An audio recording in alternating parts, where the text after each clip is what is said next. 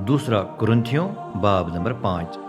हम तो जानते हैं कि जब हमारी दुनियावी झोंपड़ी जिसमें हम रहते हैं गिराई जाएगी तो खुदा हमें आसमान पर एक मकान देगा, एक ऐसा अब्दी घर जिसे इंसानी हाथों ने नहीं बनाया होगा। इसलिए हम इस झोंपड़ी में कराहते हैं और आसमानी घर पहन लेने की शदीद आरज़ू रखते हैं, क्योंकि जब हम उसे पहन लेंगे तो हम नंगे नहीं पाए जाएंगे।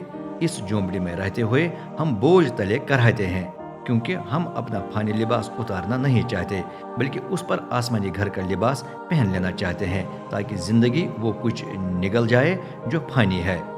खुदा ने खुद हमें इस मकसद के लिए तैयार किया है और उसी ने हमें रूहुल कुदस को आने वाले जलाल के बेआने के तौर पर दे दिया है। चनाचे हम हमेशा हौसला रखते हैं। हम जानते हैं कि जब तक अपने बदन में रिहाइश पजीर हैं, उस वक्त तक खुदावंद के घर से दूर हैं। हम ज़ाहिरी चीज़ों पर भरोसा नहीं करते, बल्कि ईमान पर चलते हैं। हाँ, हमारा हौसला बुलंद है, बल्कि हम ज़्यादा ये चाहते हैं कि अपने जिस्मानी घर से रवाना होकर खुदावंद के घर में रहें। लेकिन ख्वाह हम अपने बदन में हों या न, हम इसी कोशिश में रहते हैं कि खुदावंद को पसंद आए, क्योंकि लाजिम है कि हम सब मसीह के तहत अदालत के सामने हाजिर हो जाएं। वहाँ हर एक को उस काम का अजर मिलेगा जो उसने अपने बदन में रहते हुए किया है, ख्वाह वो अच्छा था या बुरा। मसीह के वसीले से हमारी खुदा के साथ दोस्ती। अब हम खुदावंद के खौफ को जानकर लोगों को समझाने की कोशिश करते हैं। हम तो खुदा के सामने पूरे तौर पर जाहिर हैं, और मैं उम्मीद रखता हूँ कि हम आपके ज़मीर के सामने भी जाहिर हैं। क्या हम ये बात करके दोबारा अपनी सिफारिश कर रहे हैं? नहीं, आपको हम पर फख्र करने का मौका दे रहे हैं, ताकि आप उनके जवाब में कुछ कह सकें जो ज़ाहिरी बातों पर शेखी मारते और दिली बातें नज़रअंदाज करते हैं। क्योंकि अगर हम बेखुद हुए तो खुदा की खातिर, और अगर होश में हैं तो आपकी खातिर। बात यह है कि मसीह की मोहब्बत हमें मजबूर कर देती है, क्योंकि हम इस नतीजे पर पहुंच गए हैं कि एक सब के लिए मुआ, इसका मतलब यह है कि सब ही मर गए हैं।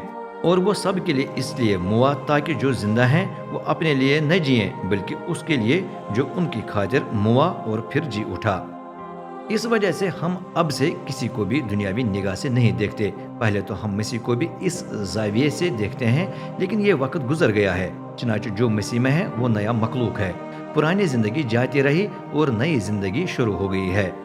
यह सब कुछ खुदा की तरफ से है, जिसने मसीह के वसीले से अपने साथ हमारा मेल मिलाप कर लिया है, और उसी ने हमें मेल मिलाप कराने की खिदमत की जिम्मेदारी दी है।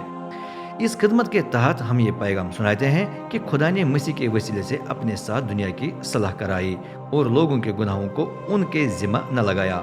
सुलह कराने का ये पैगाम उसने हमारे सुपुर्द कर दिया। बस हम मसीह के एलची हैं, और खुदा हमारे वसीले से लोगों को समझाता है। हम मसीह के वास्ते आपसे मिन्नत करते हैं कि खुदा की सुलह की पेशकश को कबूल करें, ताकि उसकी आपके साथ सुलह हो जाए। मसीह बेगुनाह था, लेकिन खुदा ने उसे हमारी खातिर गुनाह ठहराया, ताकि हमें उसमें रास्तबाज करार दिया जाए।